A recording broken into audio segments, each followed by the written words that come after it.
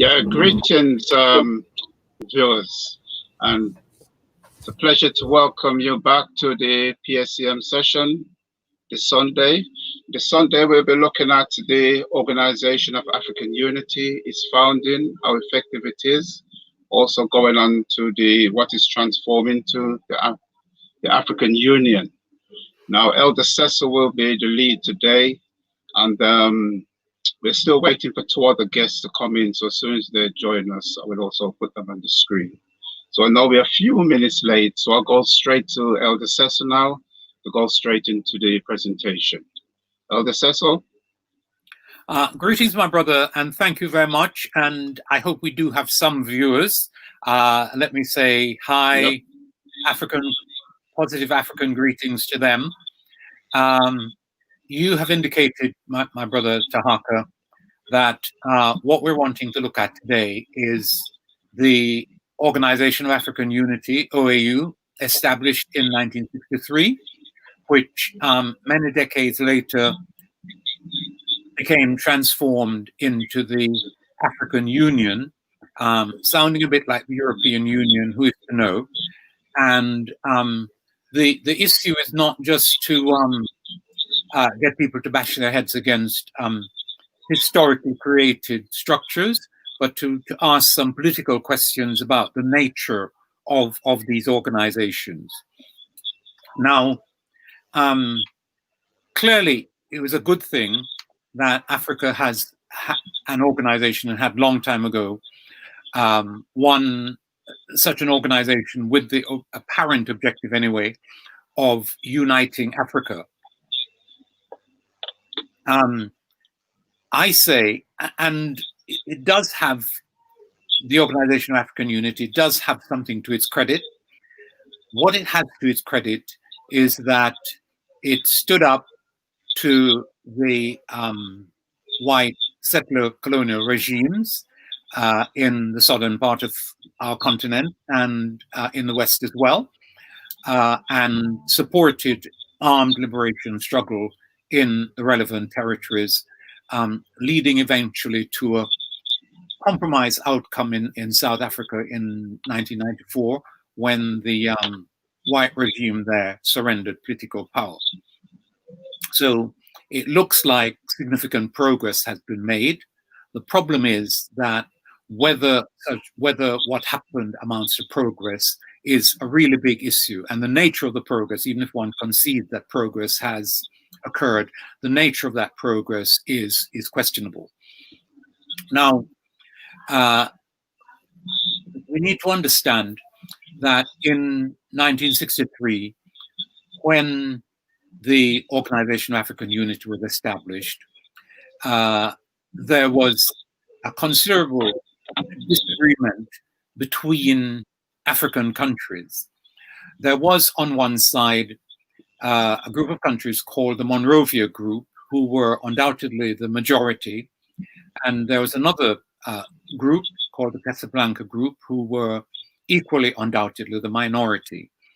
Kwame Nkrumah was the leader of that group, and this matters, was a very serious Garveyite. That is to say, he believed in the liberation and unification of Africa on a serious basis. He believed that the only way forward for Africa was to have a liberated and united state, and not just symbolically or notionally united, but actually united in a single state.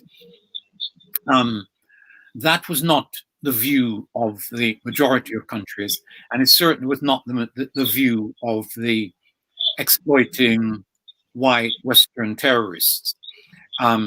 They had a view of Africa which they inscribed in a kind of law, certainly in a kind of international law, from as early as the 1880s, when they sat down amongst themselves in Berlin, called together by the German Chancellor Bismarck, and divided up Africa to suit themselves. The divisions that they created involves, broadly speaking, straight lines. They have regard to rivers and access to the interior through rivers and so on. The lines were straight. They didn't have any serious regard to the actual peoples in those places, and so frequently the lines cut down the middle of particular groups of people. The old literature calls them tribes. It's important that we call them African peoples, because the notion tribe is undoubtedly derogatory. You don't have them in Europe for some reason, but you always have them in places where non-Europeans exist, and especially non-Europeans outside and outside Asia. So the West, we know, had a view of what Africa should be, a place divided to suit Europe, a place without a central powerful state, a place without a military high command, a place without an effective unifying civil service, and so on. And that, in fact, is what was set up in 1963 against the explicit urgings of the Garveyite son of Africa, Kwame Nkrumah. Now, I have only in recent times discovered what really happened at that founding conference of the OAU. And I have to thank our host for drawing my attention to a lecture by a continental African brother who makes it clear that this is what happened. Remember that the Africans who were in favor of the Western view of what Africa should be were in the majority, and the Garveyite Africans, if we can call them that, were in the minority. And there came a time, and this was well known, when the leader of the minority group, Nkrumah,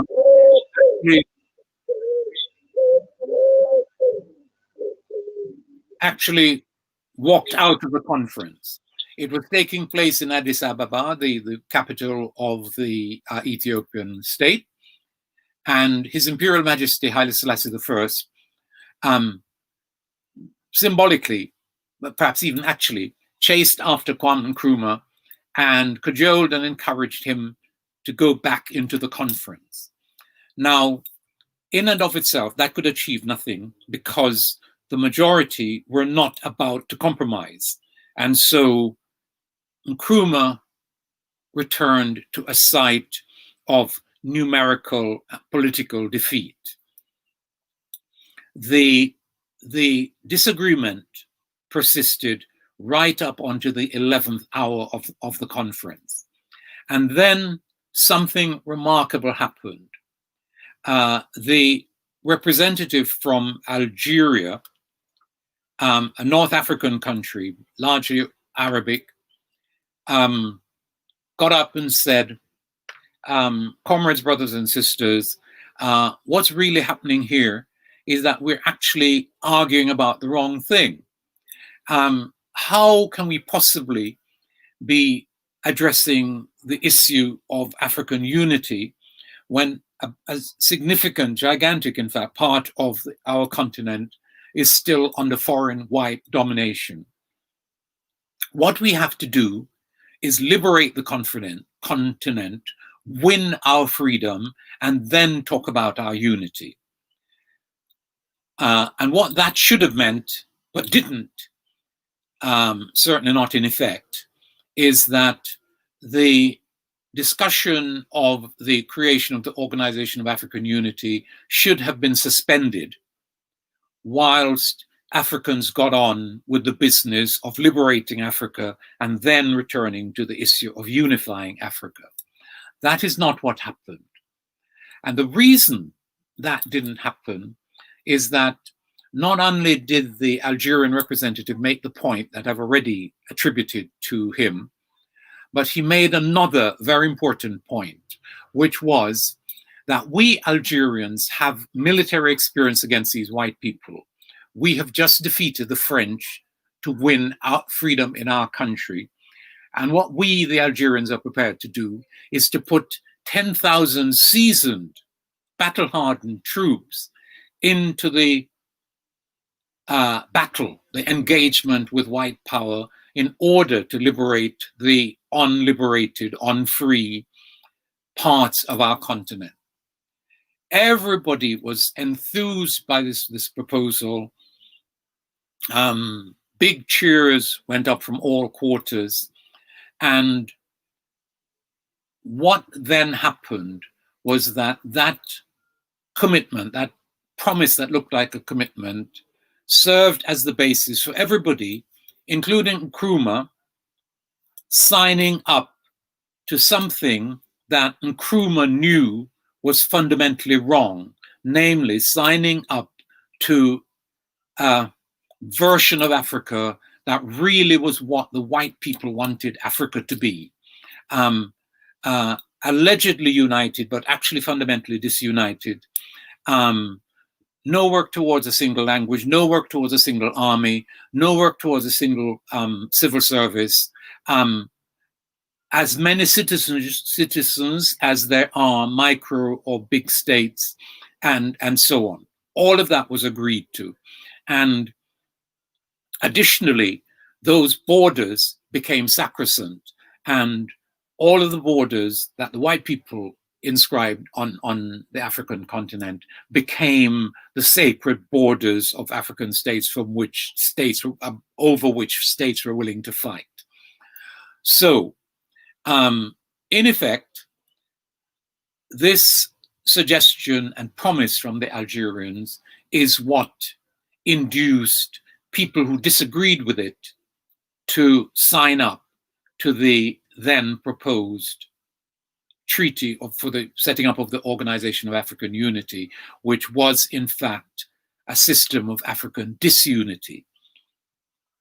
Oddly enough, and it's bigger than just odd, the Algerians didn't go through with their promise. No, not 1,000, not 5,000, not 10,000 seasoned Algerian troops turned up anywhere in the continent of Africa to fight. And later on in the history, many decades later, at least 2 decades later in the 1980s, it was then that Africa, continental Africa, got military help from the Latin African state, also at the time communist, still communist state of Cuba, who put armed forces into Angola to protect Angola from what was then happening, which was that South Africa and the Portuguese and the Americans and other white terrorist entities had got together, had created some bogus liberation movements inside of Angola. And those entities in combination were about to defeat the, let's call it legitimate, but the main liberation movement in Angola, namely the MPLA. And Cuba intervened. People say that they were doing it as a proxy of the Soviet Union. Be that as it may, and I don't think that what they were really doing, what they were doing was seeking to protect and advance the process of African liberation. And it did work in that way. They won a famous battle at a place called Punta Carnevale. They helped to defeat, although the West kept rearming a very backward entity called UNITA, led by a man called Jonas Savimbi. And they kept, every time he was defeated, they resupplied him. And only when he died did UNITA come to the table and end the pro-South African, pro-Western racist line of struggle that they had been conducting. The presence of Cuban troops, mainly incidentally Africans, Afro-Cubans, also helped with the liberation of Namibia, because they had been conducting an armed national liberation struggle, and the negotiations that led to the withdrawal of Cubans from Angola involved discussion about the coming to power in Namibia of SWAPO, the Southwest Africa People's Organization, which is the nationalist movement that is still in power and office in that territory. So the Cuban contribution was absolutely crucial to the final liberation of Africa, to the defeat, partial surrender, certainly at the military and political level, of white power in Southern Africa. Now, in addition to the points that I've already made about the weakness of the Organisation of Afrikan Unity, there is a further problem that goes with that weakness. And it's to do with the fact that whether African states achieved their independence without armed struggle, or whether they in fact were forced into armed struggle in order to win political independence, political freedom, it now transpires that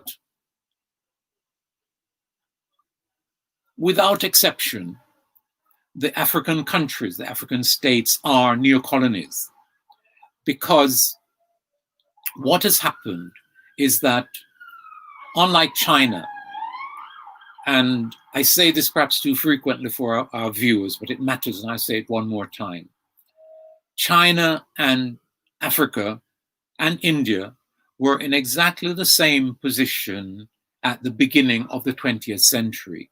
They were, broadly speaking, under colonial rule. They were divided or subject to division.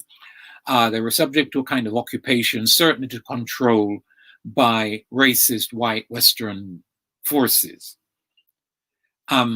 The Indians conducted a nationalist revolution, and Mahatma Gandhi persuaded the British that even though he wasn't in armed struggle against them, the Indians had sufficient, what Gandhi called soul force, but what he really meant was numbers, had sufficient numbers and might in the Indian population for the British not to hold on to their country once the Indians stopped saying you can't stay here anymore.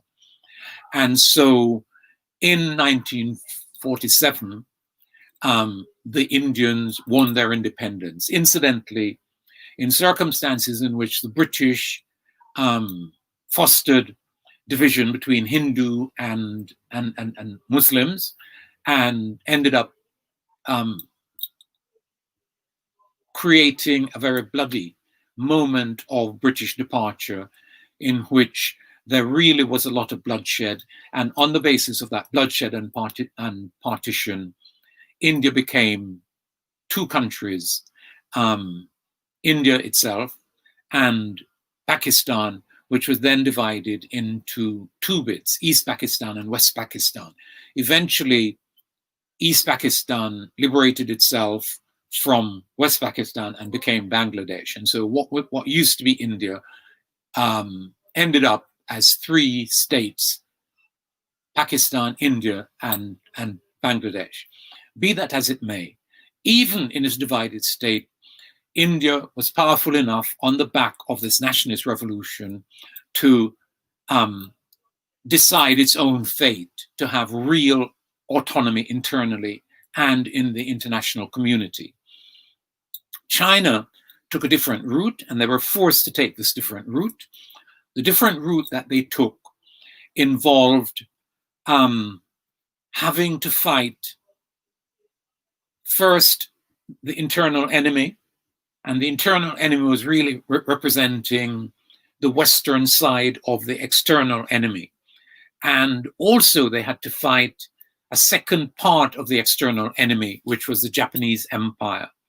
So between, really from the beginning of the 20th century, but certainly from the 1920s, China was going through a revolution which involved the masses of the Chinese people defeating the double external enemy, the Japanese and the white terrorists. The Japanese were also terrorists, incidentally, and as well as defeating the internal supporters of those forces. I do not say that the Kuomintang, which was the internal pro-Western Chinese assemblage, were pro-Japanese. For a while, the Chinese Revolution involved national unity against Japan, and more against Japan than against the West.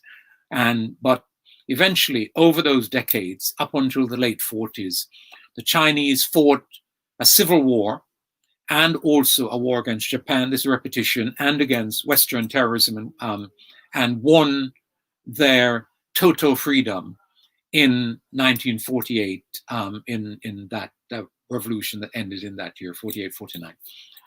And so China, from being disrespected on the world stage, from being laughed at in exactly the way that Africa and India were, ended up chucking out the West, chucking out the Western, the allies of the West. They retreated to some islands off the coast of China. And incidentally, even though everybody knew what was happening, everybody knew that victorious communists under Chairman Mao Zedong was really China, for years after that, the terrorist West insisted that the rump of the China that existed in those islands off the coast of China were the real China. And only much later, under, I think, President Nixon, did the West concede that China was China and that Taiwan and Formosa really weren't China. Incidentally, the West, on that same old racist crusade, is once again trying on the basis of pure racism. They talk about it in terms of the Chinese being non-freedom loving and all kinds of stuff like that. Nothing to do with that. It's to do with the fact that the racist West cannot stand the idea of a non-white people being their equal. But those non-white people have the prospect of being equal to the racist Westerners, not on the basis of any pretense, not on the basis of something that was called a revolution but wasn't, but actually on the basis of a real and complete revolution in which they did liberate themselves. By contrast, what we have on our continent is a process which was called a revolution, and which in fact, even when you look historically at what happened, you will see that a big part of it wasn't a revolution. That is to say, the whites retreated from some countries that they decided that they could retreat from in formal political terms while remaining fundamentally in charge in all other important ways, especially economically and even culturally. And so when, for example, British Prime Minister Harold Macmillan rather, spoke about there being a wind of change blowing through Africa, all he was doing was conceding that the West was ready to give up territories that they couldn't hold on to politically anymore. Colonialism, formal colonialism had to end, but that they already had in their quiver an arrow that was called neocolonialism, which they fundamentally knew how to impose on Africa, and knew that they had inside of Africa allies who were going to help them to do that. The French were more the Trinidadians say bold-faced in relation to these matters than the British. And the French had educated a French-speaking elite in Africa who were also much more shameless in relation to what they were prepared to agree in that moment of transfer of office to them in the face of French power. And so the French territories were self-consciously neocolonial almost right from the start. Their leaders, the brightest of them, were internationally known for and they were genuinely bright fellows, known for something called negritude, and they had a lot of prestige and kudos around the notion of discovering and redeveloping the African personality, but at the level of economics and fundamental politics, they were the house slaves, the house boys of their French masters, and they have never, in fact, ceased to be so. And then there's a second part of Africa. It's important that we understand this.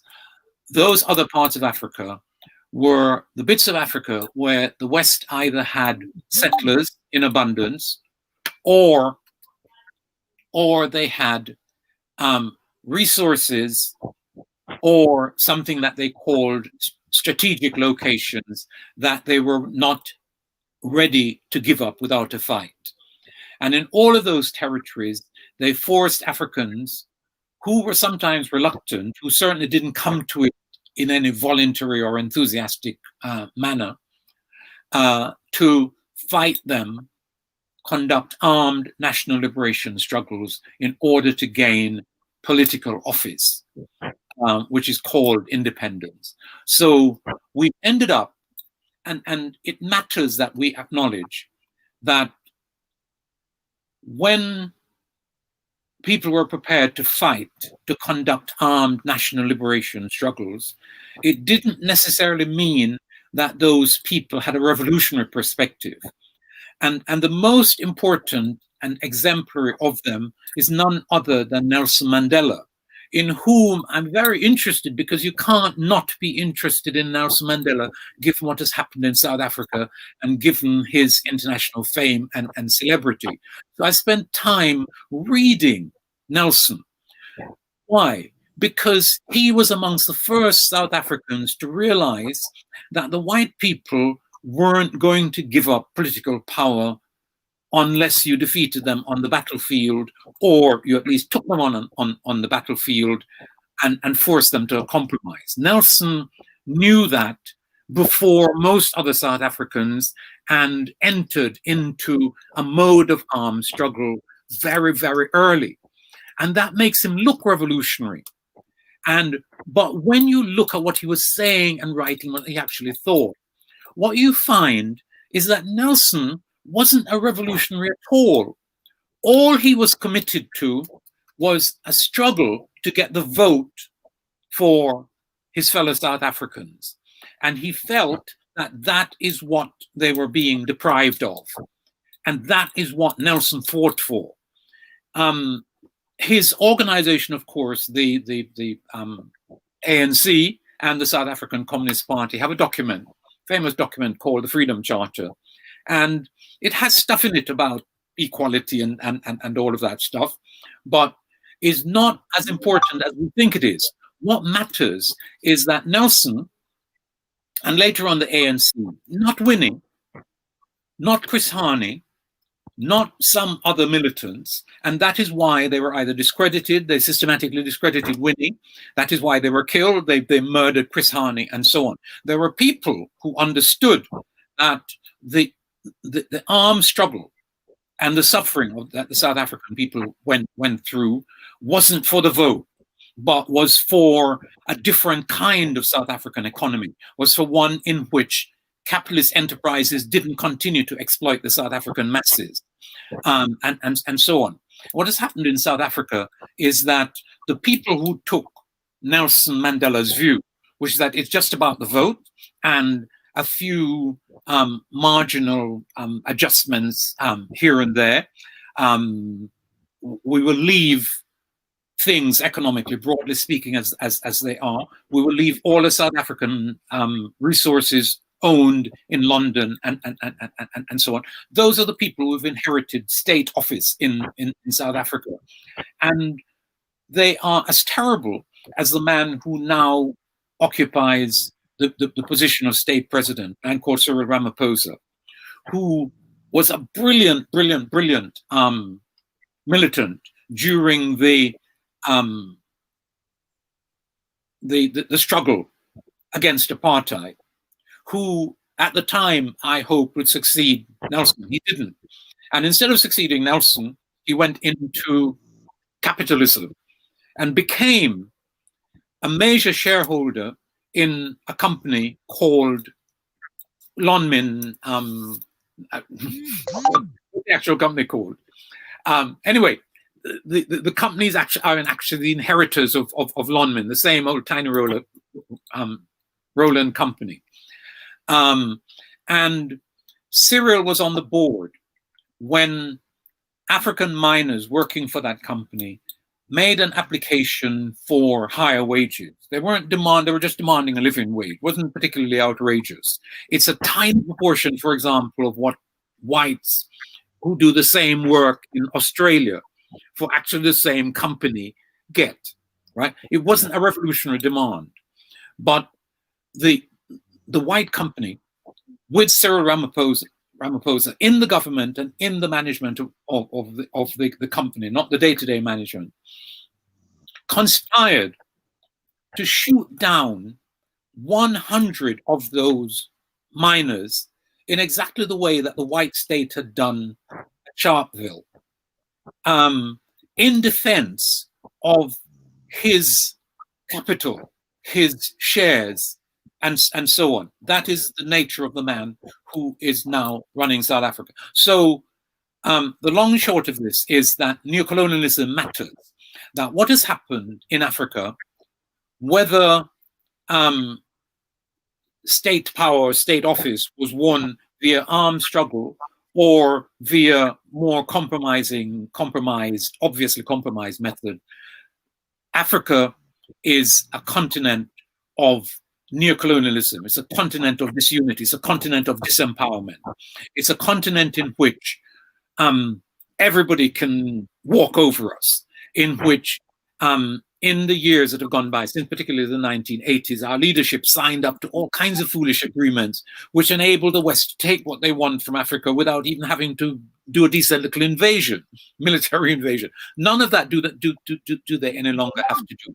Now, my final point would be, and is, that some years ago in the 90s or early part of the 20th century, another South African, an interesting fellow, Mbeki, who is in fact an African nationalist of an interesting sort, did something called the African Renaissance and rechristened the Organisation of Afrikan Unity as the organization, sorry, the AU, the African Union. Very little of substance changed in that alleged moment of alleged transformation. The reason why I say that that Mbeki is interesting is that I heard him deliver a lecture at University of the West Indies many years ago. And what he was actually talking about was the importance of the Haitian Revolution to the inspiration of the African liberation process.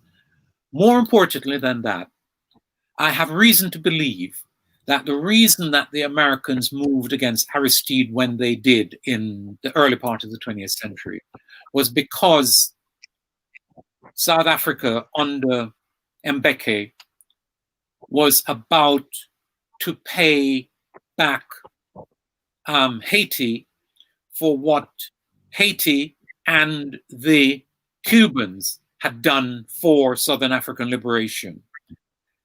My understanding of it is that Mbeki had plane loads of arms about to be sent to the then president of Haiti to enable him to defend himself against a move to undermine him, which the Americans had organized, led by former CIA agents of actual CIA agents coming in from the Dominican Republic and so on. And it is because that was in the process of happening, my understanding of the matter, that was in the process of happening that the Americans moved against Aristide in the way that they did at that time, passed through Jamaica, and then they banished him to some reactionary Central African country, and then to South Africa. So, to wind up, the key point arising from the fact, and it is a fact, that our continental homeland, and many of the diaspora and African states are neocolonies, that they're disempowered, that we're disempowered because we are trapped in the structures and processes of neocolonialism, that this empowers us to a destructive, dangerous extent, and that we Africans have got to take that as our starting point, that our starting point has to be that the West is present amongst us, represented by people who look like us in countries that are neocolonies, in states that are perfectly happy to shoot us down at a whim, and that unless we Africans take that as our starting point and know that we still have the liberation and unification struggle ahead of us, we are bound to go further and further into decline, because everything that's happening in the world at the moment is about taking Africa apart and taking everything that can be taken out of Africa for next to nothing out of the continent. Thank you. Okay, Brother Cecil. Sister Afian?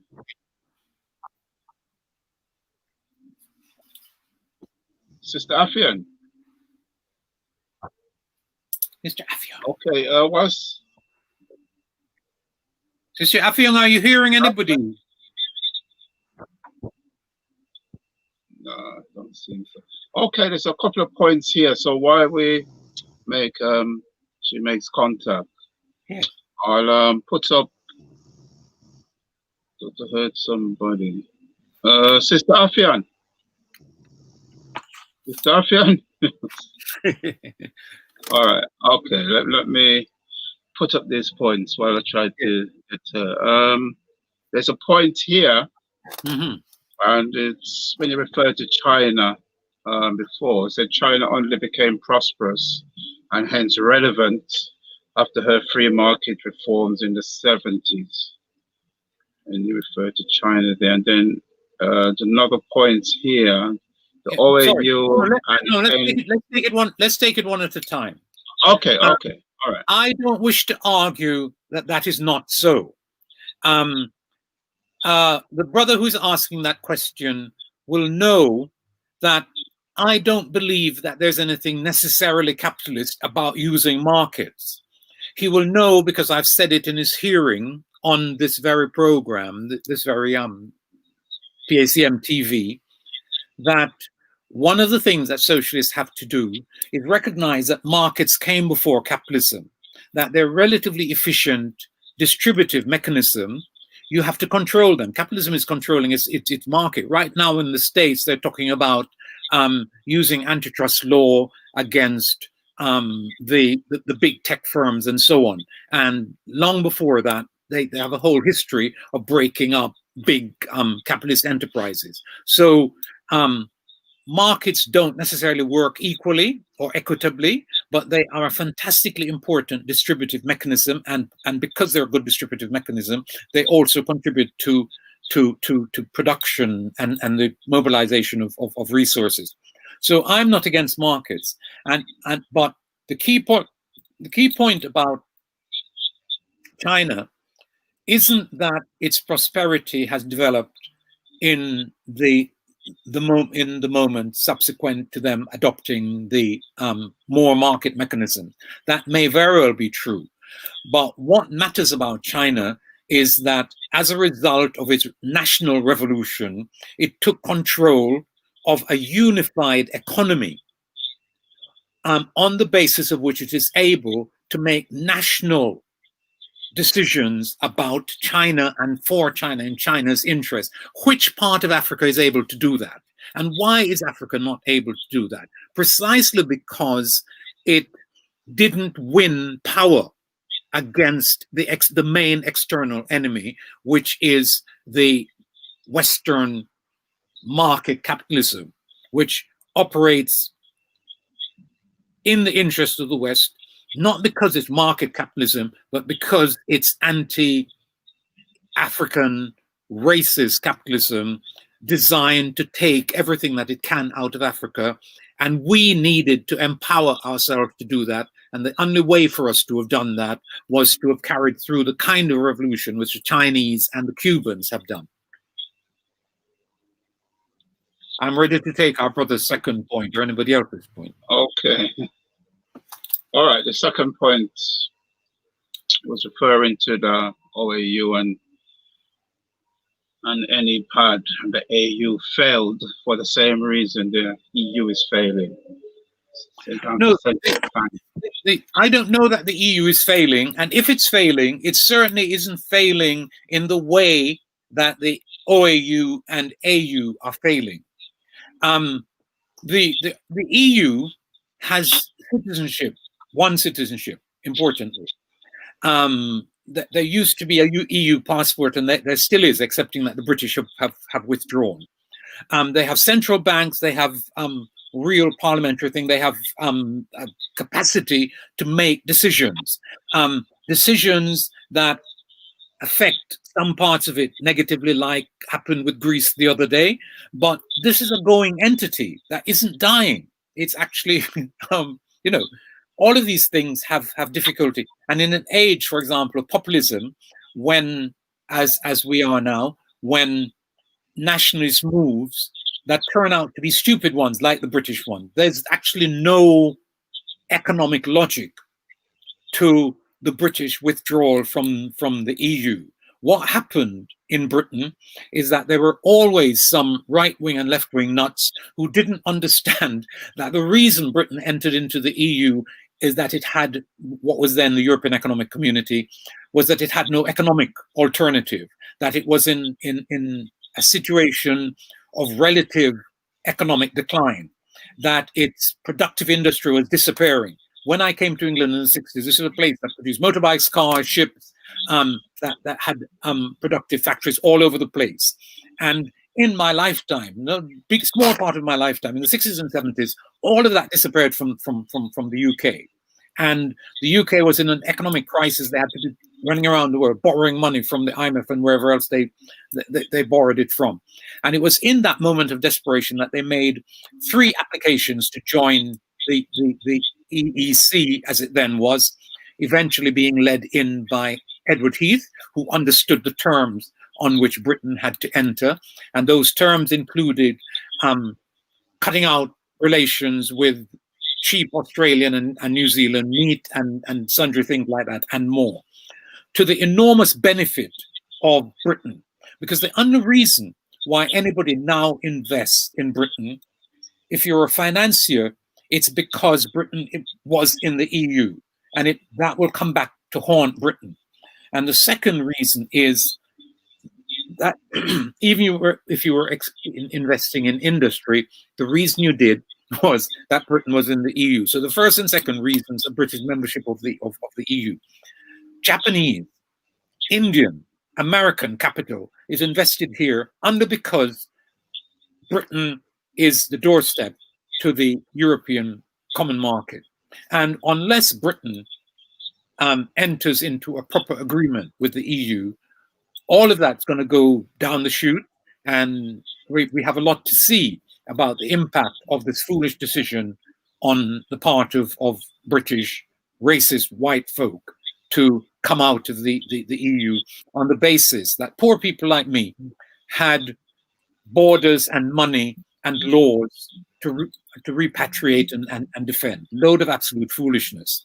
And they made the vote that they did 6 or 7 years into a crisis that had been caused by finance capital, in which the finance capitalists who ran the British government entered into a whole pattern of cuts.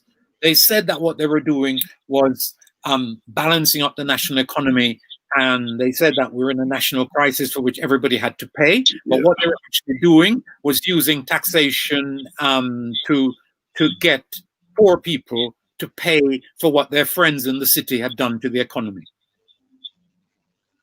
Okay. So I think because the topic is actually the founding of the AU, I mean the OAU and the AU, I think we should I mean, send a question in that's related to that more. Let's try and keep a bit more on point. I mean, I have a point here. When you brought up the fact that the Algerians at the time offered to send, I think it was 10,000 troops to liberate Azania. Yes. Do we ever, do you know why they withdrew from that in the end? They didn't carry through. Is there any reason given? My brother, I do not know how serious you made that offer was, but it certainly wasn't followed through. Sister Affion, are you hearing us now? Yes, I am. Wonderful. I'm ready to withdraw so that you can make your presentation and then we can continue. Oh no, please, No. I've finished what I had to say. I'd gone on to answer 2 questions from a brother in Jamaica who I know very well. And we were waiting for you to follow my main presentation, and we're still waiting for you. And I'm glad you've come through. Okay. It's unfortunately I didn't get to hear your presentation, but that's fine. I mean, maybe you'll have to, I'll have to catch up with you. But in terms of the OAU and sorry, greetings, Brother Tahaka. Oh, greetings. Yeah, no, it's all right. Yes. So I'm not sure, where you want me to start.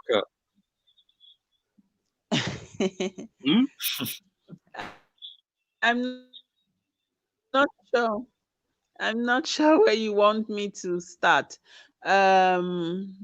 No, I want you to start where you want me to start, Elder Cecil? On the issue of what mess Africa is in now related to all of these neocolonial states, to the ineffectuality of the AU, OAU, and the absent African revolution, which is what I was talking about.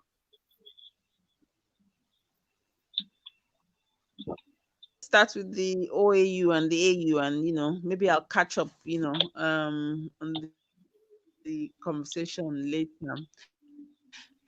That they have a union type, group, that was unified in structure, politics, policies, and everything.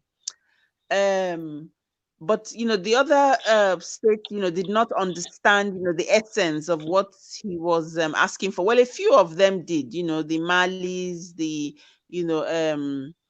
Guineas, the North African states, and they were, geared towards that.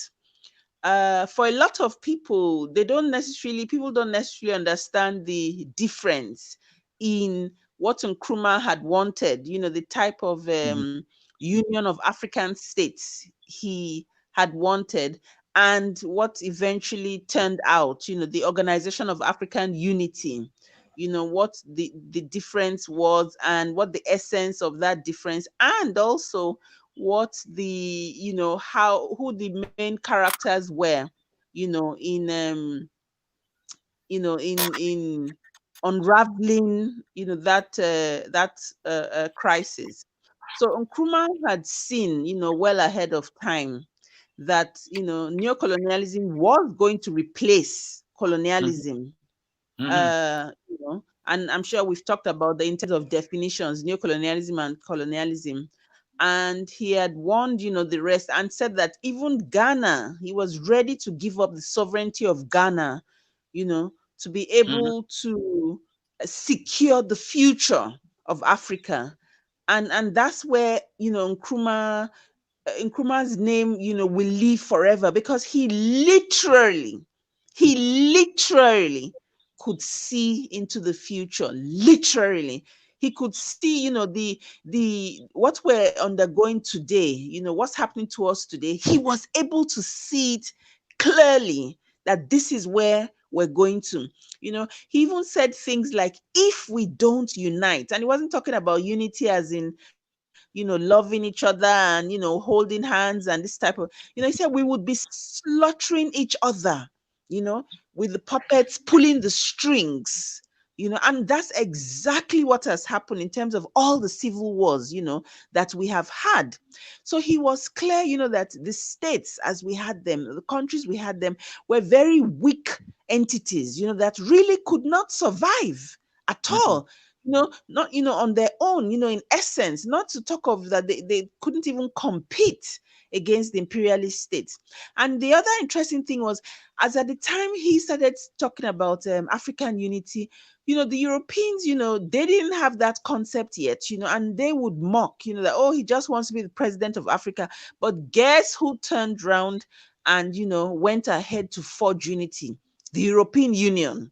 And, Africa was left behind. But I'm saying it's the same people that were mocking him, that he wanted to be president of Africa.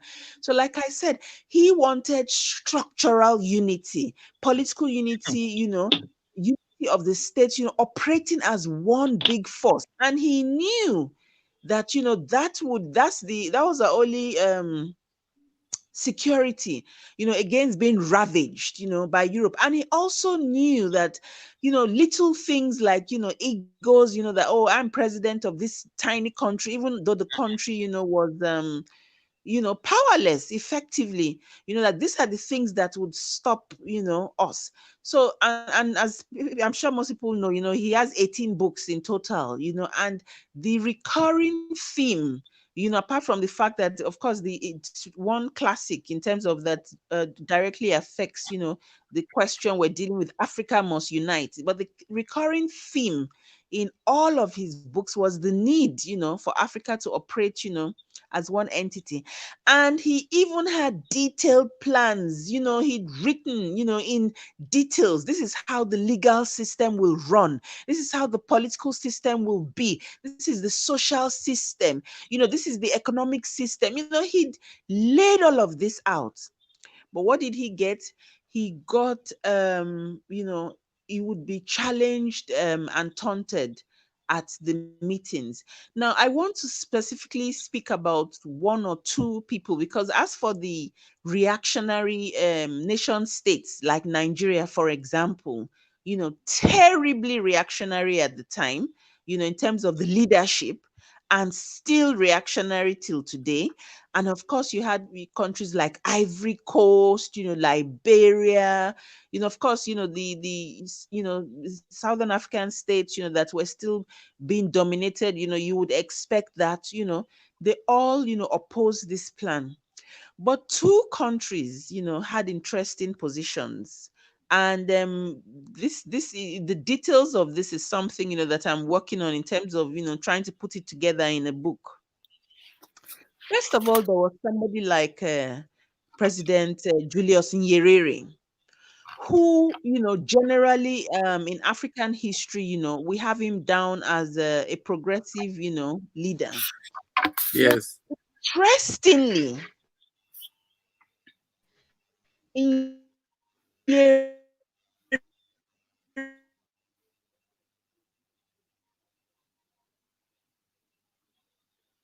when Nkrumah was speaking, and this was, really a surprise to people. You would think that, oh, Nyerere, was a progressive character.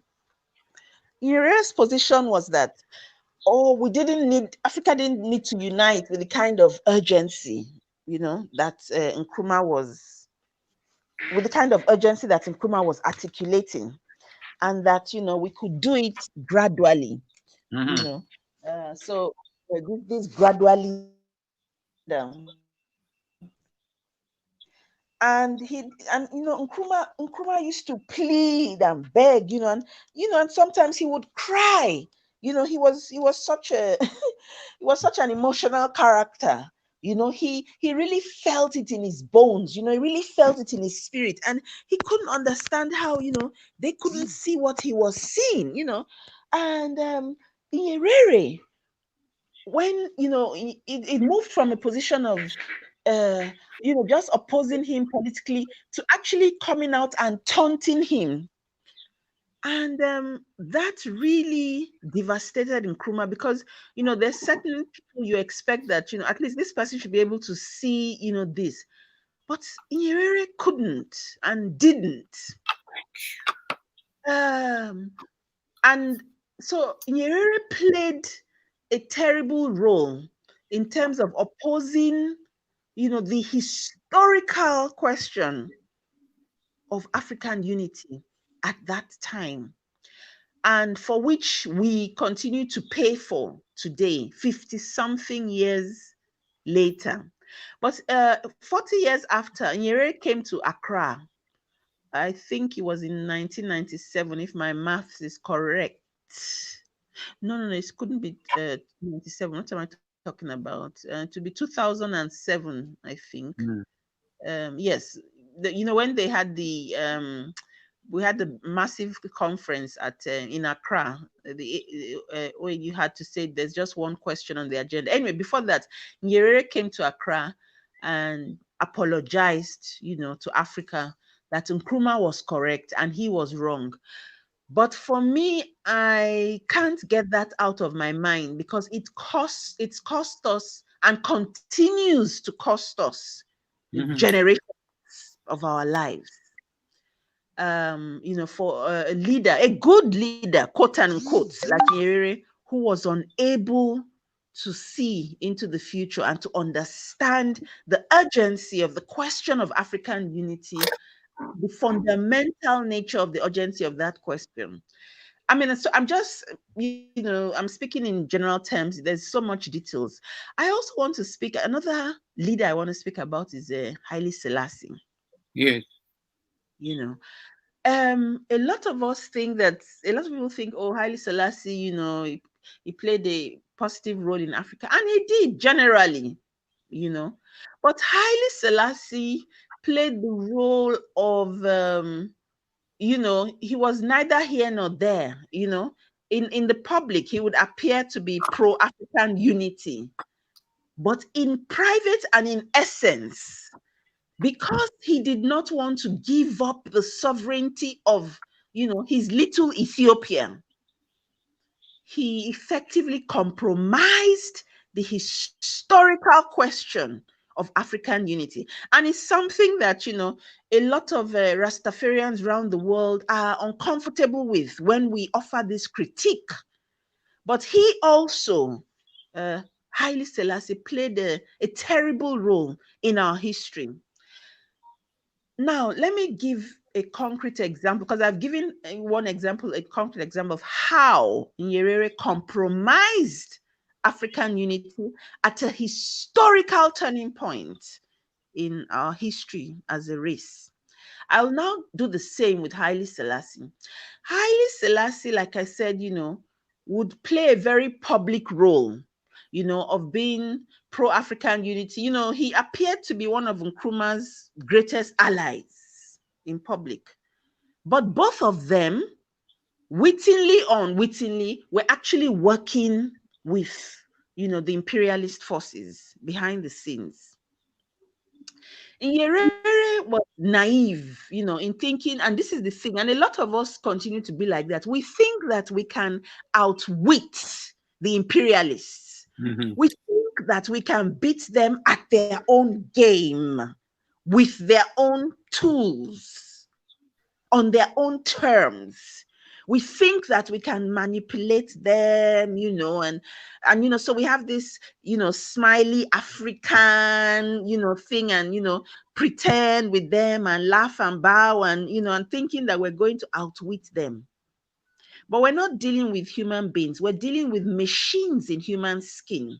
And there is no reasoning or logic, trying to be logical with the imperialists. So what Haile Selassie did was he worked closely with the Americans. He would have discussions with them on this question of African unity and how we could get around, Nkrumah's position, because Nkrumah was like, how would I put it? His style then on this question of African unity was like, what are these dogs? Are they Rottweilers? They just don't give up. Once they beat you, they don't leave off. And Nkrumah would not leave off.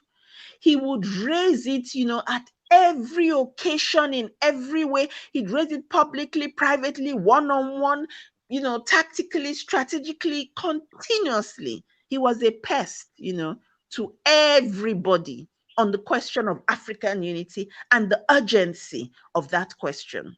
So he was a problem that refused to go away. So they would have private discussions amongst lots of other heads of state, but these two I'm zoning in on. Now, apparently, and like I said, I'm trying to do work on a book on this and the wider issues.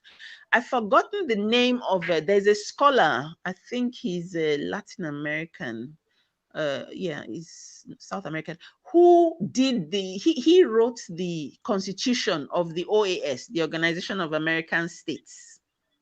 He put together that union. Now, so that's another fake union, quote unquote. So Nkrumah had brought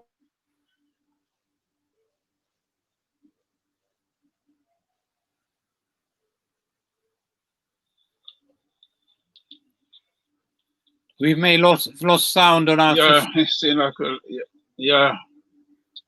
lost the sound of our system. So I think the best thing to do, Brother Elder Cecil, if you can pick up on the point she was making, just to I want to endorse what she said regarding both His Imperial Majesty. I think people who listen to me here and elsewhere know that even though I have a massive respect cultural for Rastafari and practice aspects of the cultural position, I don't believe that the claim which fellow Rastafari make about His Imperial Majesty's progressive position with regard to this matter, the founding of the OAU, is actually well based at all. In fact, it in defiance of the facts of his role in the situation. And I also agree with our sister Afyong regarding our brother from Tanzania, Julius Nyerere. Yeah, who, Julius Nyerere. And the additional point I think that has to be made is that in that moment and since, the West trains and adopts and supports on the one side and brings down, including killing on the other, people that they want to do their bidding, people who are prepared to do their bidding, and the destruction comes with those who are unprepared to do it. So already, and I made this point earlier, already in 1963, in the years between Ghana independence, 57, and 6 years later, 1963, there was already a pack of Western supporting lapdogs in leadership positions in Africa, including, especially in Francophone Africa, but some of them were Anglophone, trained in Oxford or Cambridge or wherever it was they were trained. And it matters that we understand that the West had invested a whole heap of resources and money and time and energy and ideology in persuading a majority of African leaders that the way forward for Africa wasn't an Igaviite or Nkrumahist unified state, but the kind of loose association that we ended up having in the OAU, and yes, and is a major defeat for Africa. But I have to say, additionally, and this is also something I said earlier, that that defeat is an outcome as well as a result. It's an outcome and a result. Really, same thing. It's an outcome stroke result. Okay. Because what had happened before, in terms of the failure of us Africans to recognize that the enemy, and Nkrumah was an exception with regard to this, that the enemy wasn't just colonialism, political presence and power of whites in our countries, but also capitalism, imperialism, that there's their economic system. And insofar as that wasn't realized, and we didn't realize that that too had to be defeated, and that more fundamentally than colonialism had to be defeated, we were already trapped in a line of action that was bound to disable and disempower us down the road, and that was simply endorsed in 1963. I want to. Could I make a couple of points as you're going along? Yes, yes. You touched on the two different groups, the one that met in Monrovia and the one that met in Casablanca. Yes. Mm-hmm. Now, it's interesting that Nkrumah was part of the Casablanca setup, yes. I do believe. So was Nasser. Yes. So was President Nasser of Egypt. So was Ben Bella of Algeria. The Algerians, yes. Mm-hmm. Yeah. Now, straight away I'm thinking, okay, two North African countries, two what we would say Arab countries, was willing to see African unity. Yes. Right. So that's one point I'm going to hold on. And then the other point now, in the Monrovia group, who were the leading personalities that was against unity? I mean, for example, which group was Nyerere in? Nyerere prepared to play both sides, which is why people think that he was progressive. So but was that the same? His vote was on the side of the Monrovia group that included Senegal, Cameroon, all of those famous French leaders. I know. Oh, yeah, all the French Monrovia. They were the majority within that group. Those francophone culturalists. Now, what was your first question again? Oh, it matters that in that 1950s and 60s moment, Africans Arabs in the north of Africa, some of whom, I repeat, are Arabized and Islamized Africans, some of those people, because of the nature of their encounter with colonialism, the Italians had been terrible in Libya. The French were just recently terrible in Algeria and in Morocco. The British had just recently been terrible in Egypt. So their encounter with colonialism taught them more, and more recently, the real nature of imperialism and colonialism. And that, to some extent, accounts for their stance in that allegedly anti-colonial moment. They had a better understanding of the nature of the enemy than the Francophone others. Right. Sister Afian? Yes. I'm sorry. We're just making a little point about the two various groups that was at play, the one in Casablanca and the one in Monrovia, and how it was peculiar that Nasser of Egypt and Ben Bella of Algeria was on the side of Nkrumah. Now, the point I would like to know, was that before the setting up of the Arab League? Because I would find it very highly unlikely in today's world that the North African countries would now take such a stand.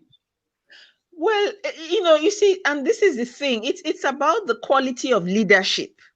It's about the quality of leadership, just paint everything, with one brush. You had a Ben Bella, type character, very radical, deep, serious people. This is the difference with actually being in struggle and just talking rhetorics of struggle. When push comes to shove and you're on the front line, facing the enemy, you'll be shocked, that it's not the people you think, will rise up, that will be there to face down the enemy. If I could go back, so, I think that Elder Cecil has given a good explanation of how come it was most of the North African countries, were actually very very anti-imperialist and were, tight with Nkrumah. That did not mean that they didn't have they were not pan-Arabists too, because they very much are.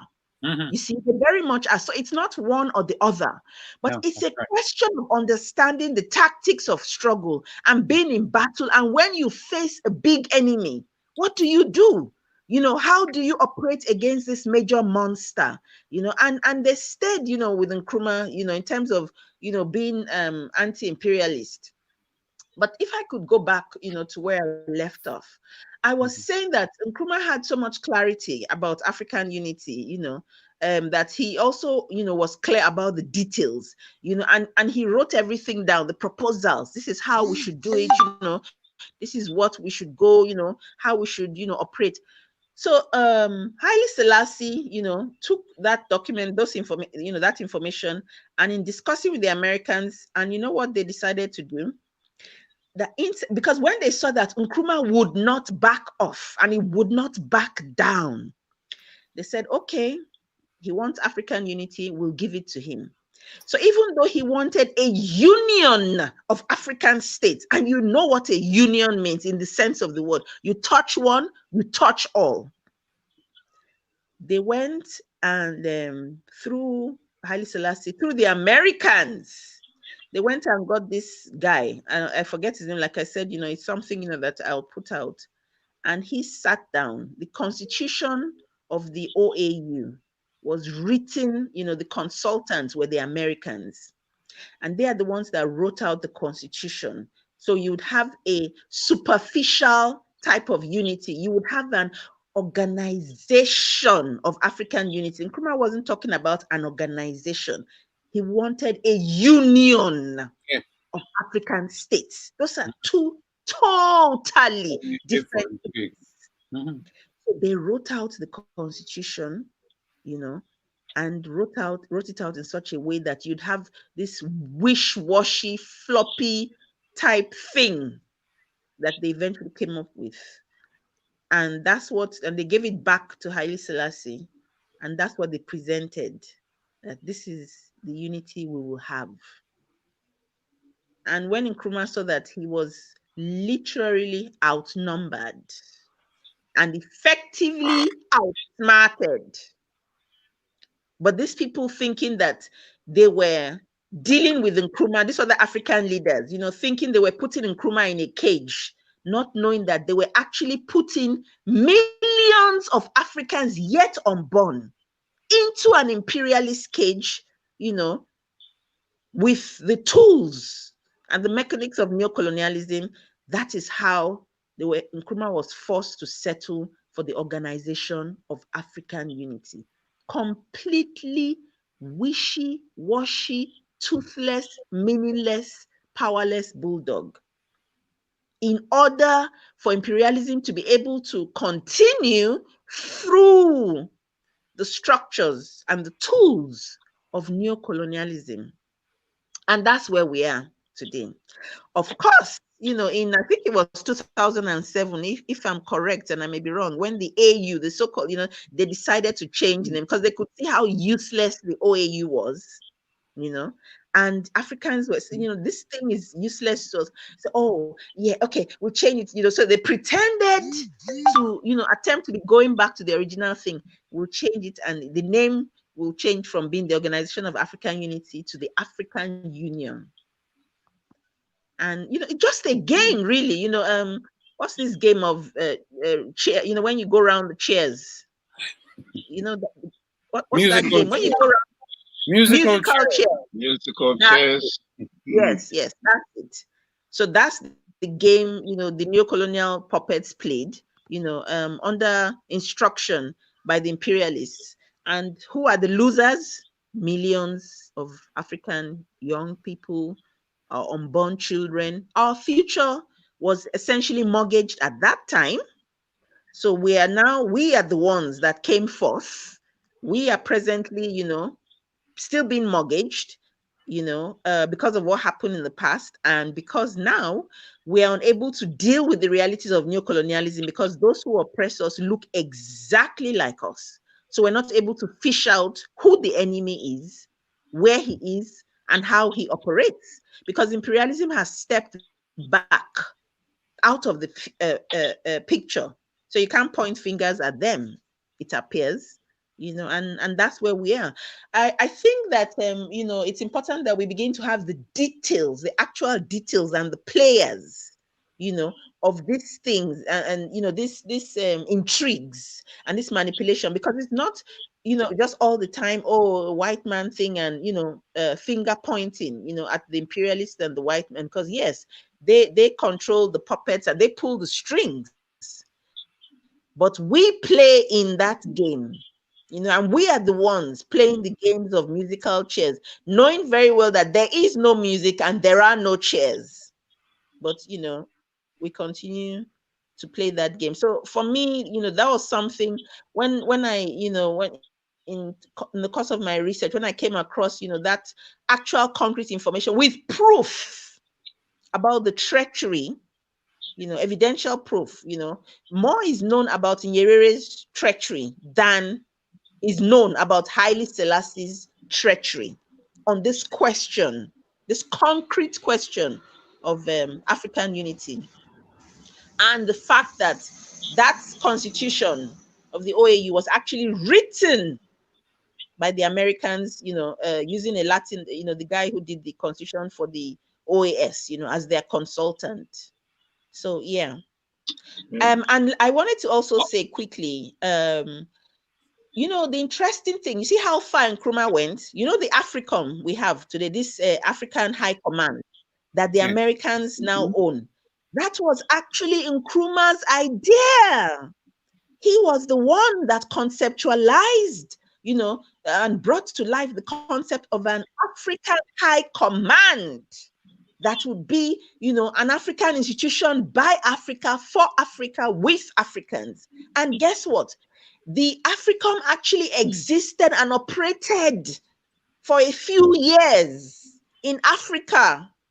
They had an AFRICOM where there was an alliance with a few of these countries of a joint military structure, so that if, any of them was attacked or anything, the rest of them would immediately, come into the game. So it was literally a touch one, touch all situation, but they couldn't sustain it because they were so few, and because they were constantly under attack from reactionary nations, with Nigeria very much in the forefront, Liberia, a lot of these other, countries. So, we have some powerful history, and, we've tried to do some powerful things, and we have that to be proud of. But for me, where, we gain, for us, certainly speaking, as we've been able to develop and articulate in Moyo Wataifa, where we gain our strength and our unending optimism on the question of African unity, and what makes us go forward is that another Africa is possible, because Nkrumah was able to show that concretely, not just with theory, but actually with practice. As people know, the, Guinea and Mali and Ghana, they had the Guinea-Ghana Mali Union. They actually had that. It actually operated for a few years. Same thing with AFRICOM, run by Africans. It actually operated, when, obviously, after they got rid of Nkrumah, and everywhere collapsed, in terms of the continent, nature abhors a vacuum. They thought, if these, Black people cannot do things for themselves, then obviously we will help them do what needs to be done. And that's where the Americans picked up the concept of AFRICOM again, dusted it up, cleaned it up, rearranged it, and now have an AFRICOM.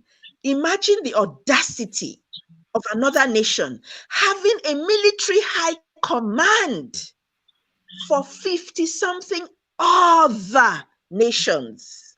What will you refuse to do for yourself, another person will come and do it for you on their own terms. So that's where we are today. So even apart from the question of African unity, there's also the, the aspect of the military high command, which is a key issue of African unity. The Americans now hold that ace, in their hands, that our security is in their hands and at their say so. So that's where we're at now. Yeah. So, Brother Tahaka. Yeah. Just touching on that, bringing a point, because we're in the month of Garvey, August. I'd just like to highlight how much of a Garveyite Nkrumah was. So being such a Garveyite, when Nkrumah did take physical power, we can see he implemented a lot of the ideas that he came across in the Garvey movement. And the Joint Command was very much one of them.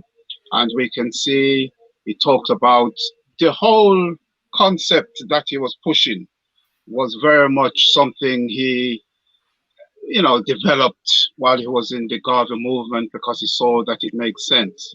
The other point I want to make, we talked about the AU being set up in 2007, I think you said. I hope that's correct. In the title, we also had the AU and the, NEPAD. Could you explain a little bit more about that, for the benefit of the viewers looking in? And the other thing, the last point is, just the last point is, on when the constitution for the OAU was written, did that contain the 6th region in terms of the diaspora being included, or did that only come about with the coming about of the AU? Okay, so just to start, of course the 6th region, the diaspora, could not have been in the OAU in the 60s, because even the African countries were just themselves getting off their knees, so to speak, and finding their feet, so they were dealing with that. So that came, that concept, came later on, around the time of the AU, and it's still something in, it's still work in progress. There's a lot of what's the word now? Lip service being given to it, by our neocolonial leaders. But they haven't actualized that, because they don't even believe in a united Africa itself.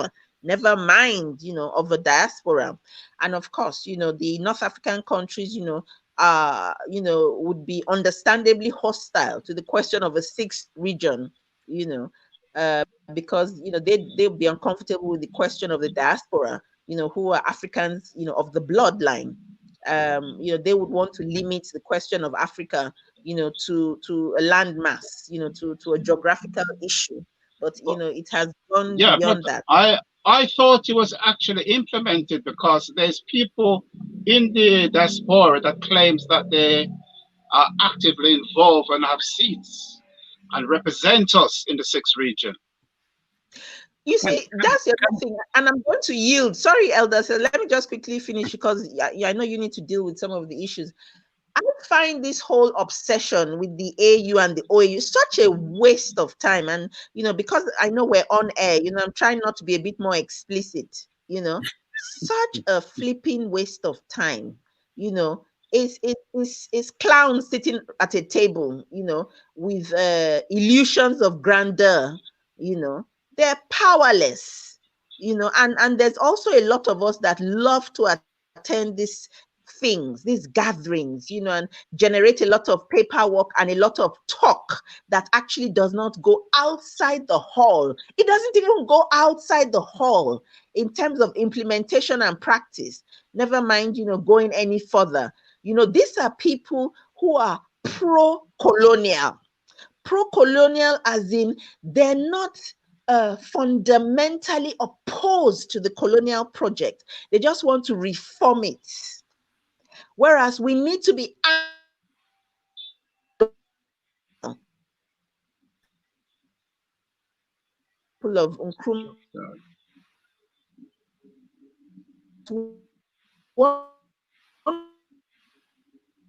colonialism, and some people were pro-colonial, and so today they describe themselves, or they would be essentially described as being post-colonial, deceiving themselves, that colonialism is over, when it's not over. It's only transmuted and transformed. So the point I'm making is this, that this question of the 6th region, of course, any serious Pan-Africanist, and Gavi was clear, that Africans are global.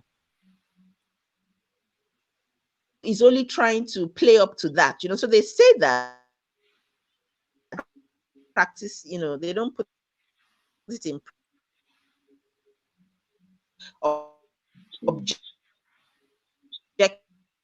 objections from that. I forgot what in terms of NEPAD, and I'll leave it now for Elder Cecil to deal with. I can't bring myself to discuss it, because it's not just NEPAD, it's effectively NEPAD. They are on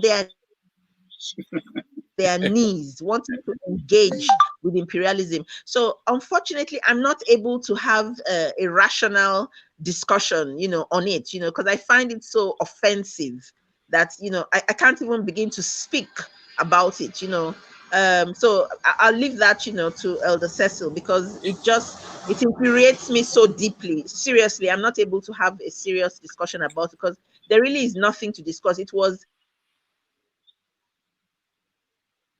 your dog begs you for a bone. We're putting on paper of how we would relate, to imperialism. So that again was another pro-colonial project, masquerading as something that would give us Elder Cecil. I entirely agree with our sister's judgment on NEPAD, which is the new Partnership for African Economic Development. It's a brainchild of Mbeki in exactly the same way that the African Union was his brainchild. There is nothing there. Where is the partnership? Where is the economic development that Africa has experienced? What he signed up to was what's called the Washington Compromise. It's all of the ideas that lay behind it are the neoliberal ideas about what the relationship between Africa and the West is supposed to be. And a book was written about it, The book is called Fanon's Warning.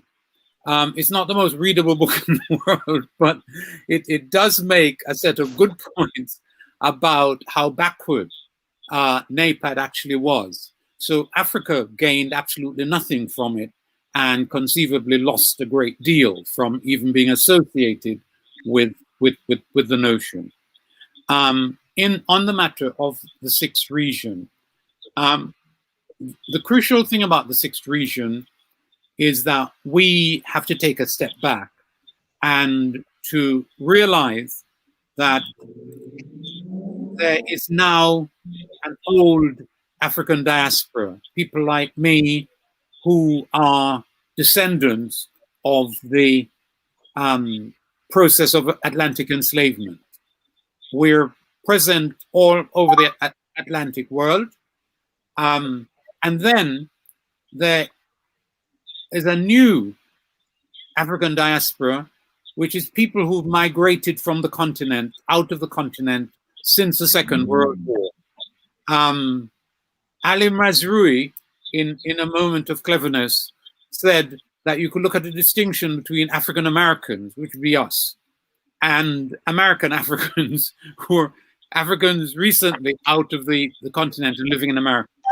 And that actually has real practical significance. The truth of the matter is that the declaration of the sixth region has the declaration of the sixth region has never been ratified either by the AU itself or by any individual African state. So it's actually an empty commitment.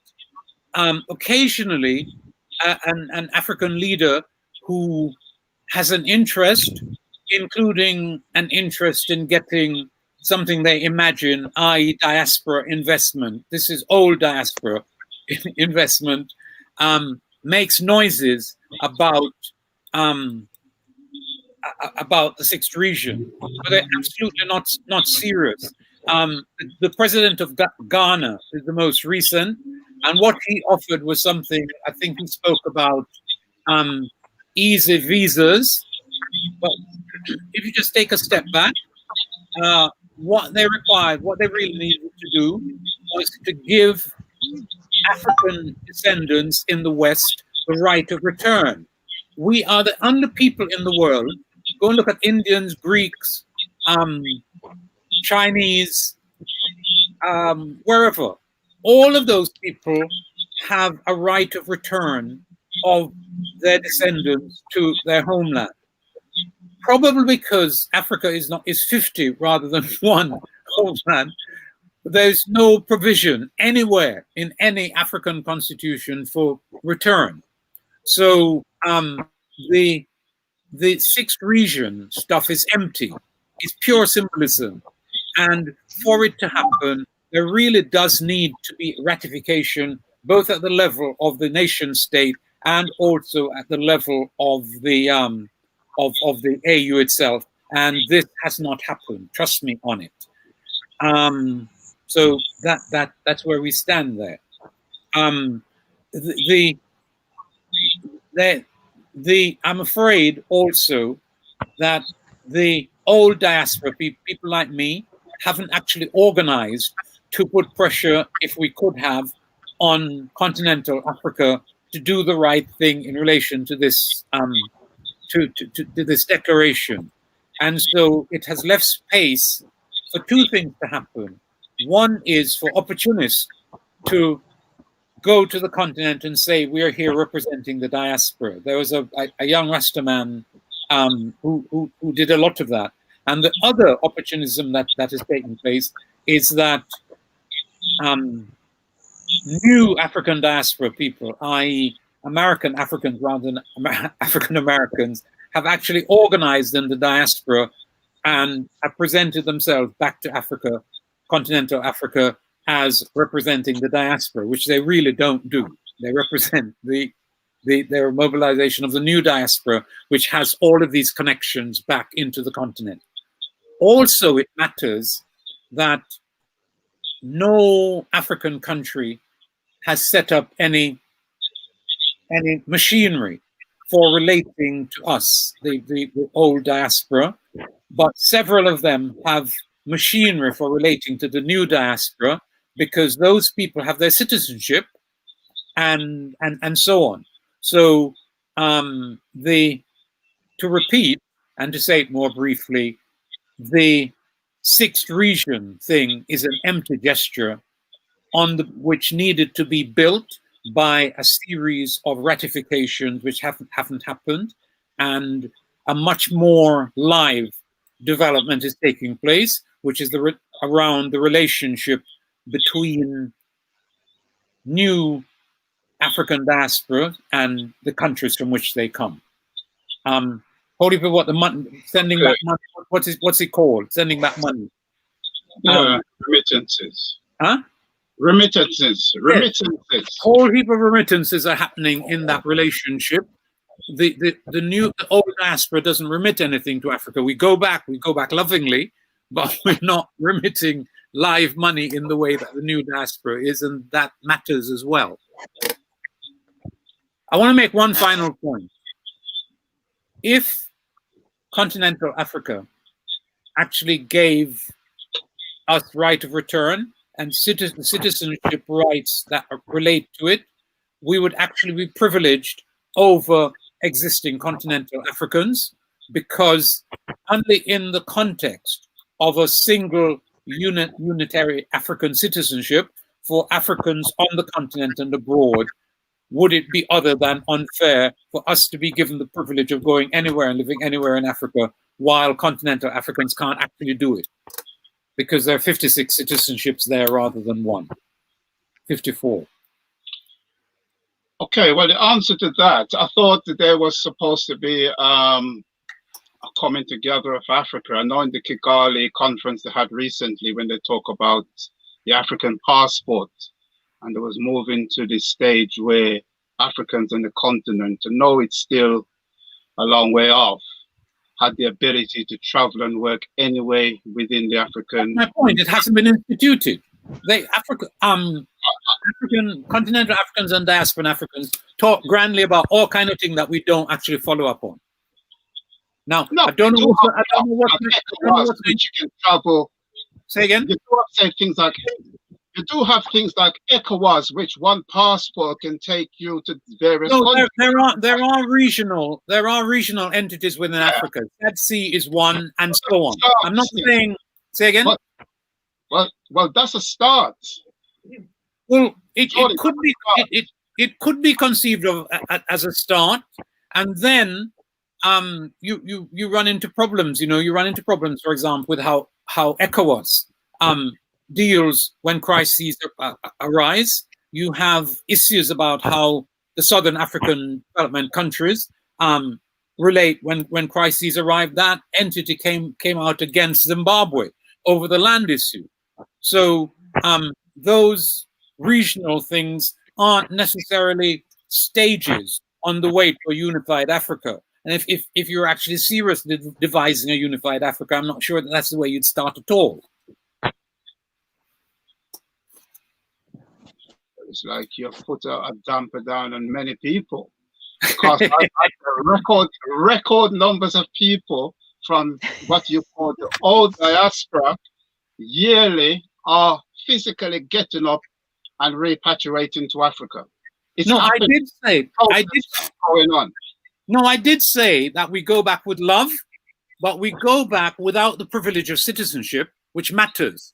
You know people who have been thrown out of Africa after living there for 25 years, right? I know one from Nigeria, right? And there have been others. You have no security when you return. It doesn't stop people going back. We're all over the place. I went to South Africa about 5-6 years ago, and it's full of young people from not full, but wholly for young people from the diaspora doing all kind of things, including spreading Rasta and reggae music and all kind of stuff. But the truth of the matter is that you don't have any rights. I knew an old lady who went back to South Africa and lived there for a long time, and she had a whole heap of difficulty. She may have died more recently, but she had a whole heap of difficulty moving across South Africa because she wasn't born there and had gone in from the diaspora. There are real difficulties. No. Yeah, but surely there's a process that you can claim citizenship, just like anybody coming to this country after a certain period of time and certain requirements, they can put in citizenship, and many people are doing that. Yeah. No, I am not denying that some of what you talk about is happening. I know people who've gone back. You are one of the examples with good connections back into continental Africa. So I'm not denying that. I'm simply saying that if, for example, continental Africa had been serious about the sixth region, it would have done what was required in relation to the ratification of the process. The countries, individual countries, would have had to do it. It's laid down in the provision, and the AU itself would have had to ratify, and it has not. That's a fact, right? So that doesn't mean that we aren't going back. That doesn't mean that we aren't building interesting and sometimes even fruitful relationships with our continental motherland. But the issue of a citizenship, not a citizenship of a particular territory, which is actually not all that easy to get either. And it's even when you get it, it's easy for them to take it back. So there are real issues, and a continent Africa that was serious about its diaspora wouldn't just have declared a sixth region and left it unratified. Okay, I don't know if Sister Afian want to comment on that, as you are based on the continent. What's your view? You see, what we're talking about, citizenship of the diaspora, is not an administrative question and should not be dealt with as an administrative issue. It's an ancestral right. Absolutely, yes. And that's the totally different thing.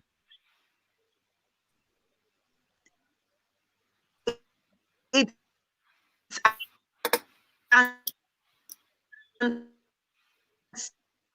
ancestral. It's not administrative. And ruling that because it might be a popular thing, it would happy.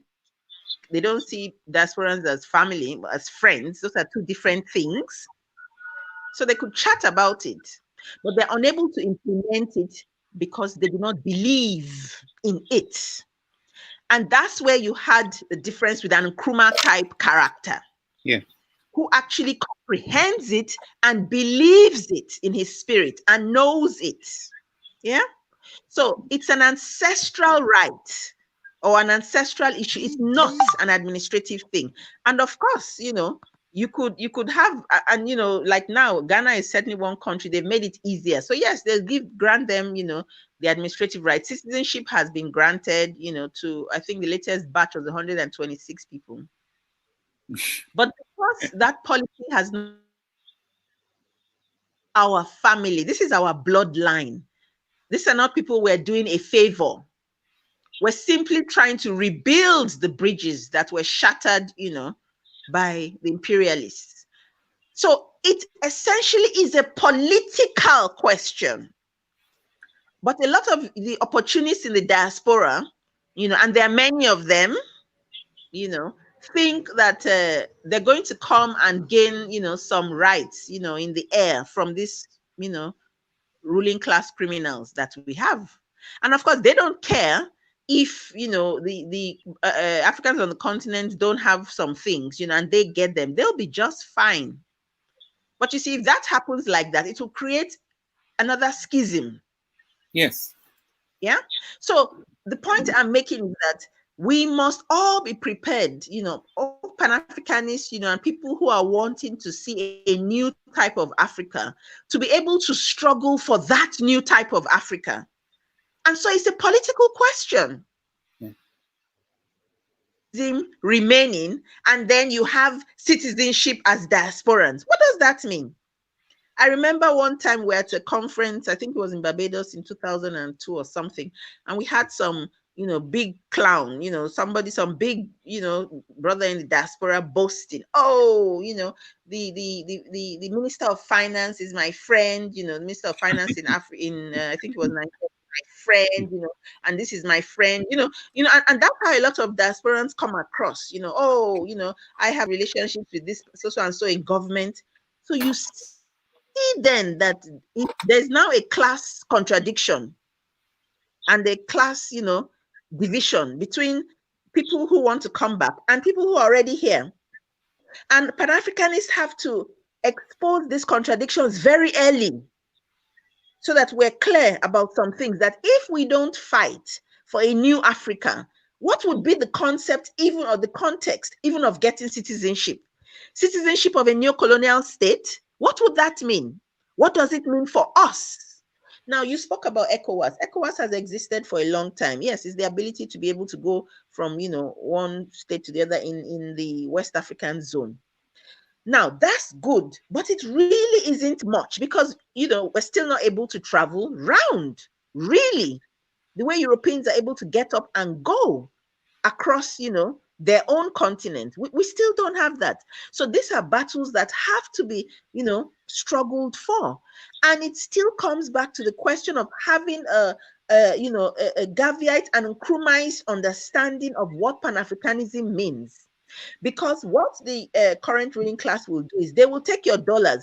The only type of diasporans that, the neocolonial ruling class in Africa wants to see is Condoleezza Rice. And example of a diaspora they're interested in.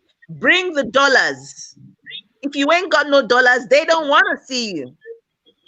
That's the bottom line. And that's not what we're talking about. That has nothing to do with our ancestry. So that's that. Question you asked. So I think that it's something we need to push, because in pushing for it, certainly, and this is one of the this is one of the objectives, that the Moyo Pan-African Solidarity Center, in terms of our work that we have here on the continent, for us, the theme is rebuilding the bridges between the continent and the diaspora, in bringing up those issues right here on the continent. So the issues are not being brought up from the outside, as it were, But we're saying, you know, we have to relink with our blood family, with our bloodline, because A, B, C, D, E, F, G, H. So we need to start to put back that kind of pressure. So that's work that also needs to be done, you know, from within, but within an understanding that, you know, we are challenging the neocolonial state in trying to regain our global African sovereignty. Yeah, so I would leave it at that. I'm sure I think there's something I might have missed. Oh, the only other thing I want to say on this question, you see, the issue of the historical diaspora, what Elder Cecil refers to as the old diaspora, and the contemporary diaspora, you know, which is Africans, you know, that have gone, you know, to diaspora, you know, in recently, so to speak, you know, I as opposed to, you know, our old historical diaspora, that is really an IMF and a World Bank agenda, and an imperialist agenda. Yes. To weaponize the question of the diaspora and to use it against our historical diaspora. Because if they're able to, you know, whitewash and, you know, just dissolve, you know, then the issue of reparations begins to fade away. Because now, you know, certainly the contemporary diaspora is not asking for reparations. We're not talking about, you know, slavery. Oh, that's an old subject. Get over it. You see, it pushes that question off the agenda. It takes that issue off the table. So it's not a simple sort of mistake or, you know, it's an advance. It is a calculated attempt to disenfranchise and remove from history our historical diaspora. So we have to be clear what that is about, you know, and it's about reducing everything, you know, to monetarizing our development, you know, that I will accept you back home only if you show me the dollars. Mm-hmm. So that's a class question. Mm-hmm. Again, automatically, you know. So, you know, it's important that we have clarity about the context of, you know, the historical diaspora and this, you know, new diaspora. You know, that it's not just some mistake or, you know, something that happened. It's a defined agenda to, you know, remove, you know, and whitewash, you know, the question of the historical diaspora. Okay. All right, there's a point here that brothers brought up. And he said in an interview with Shakara, the deputy of the AU, said they deal with the nation states only. The diaspora does not constitute a nation state. But he did say if a country put forward a motion on behalf of the diaspora, then this would be a different matter. If I could quickly touch on that. Yes, if I could quickly touch on that. You see, these are some of their delay strategy games. First of all, you've got to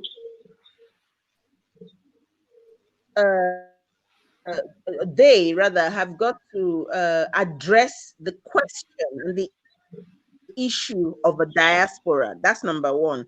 Now, what they are raising is a technical issue. You see, so of course, you know, if they were serious, let's say you had Nkrumah type characters at the current AU, of course, you know, countries like Haiti to application because they know the politics is just empty rhetoric. But I think that some of the countries in the Caribbean are actually forward in terms of, you know, being you know, constituting the you know, sixth region. But this is all the politics of the state. You know, we have to be careful that we're not entangling ourselves, you know, with all this you know, they're just confusion tactics. You know, we have to be able to push for a recognition, you know, publicly, formally, en masse of our people. If we have, for example, if we haven't done the work on the ground, imagine if tomorrow, you know, the masses on the ground, on the continent, you know, their level of consciousness rises to a point where they are making the demand, we are making the demand that our people must come back home. And we are pushing that demand, you know, forward. Who is going to stop people? Now, Elder Cecil mentioned that, now and again, people who are political, or people that, the neocolonial ruling class sees as troublemakers, they get deported. Now, if people stood down and said, you cannot deport so and so, why? And that's the other thing. Diasporans need to start to marry into the continent. Begin to recreate bloodlines. Stop waiting for a damn passport. It's just a piece of paper.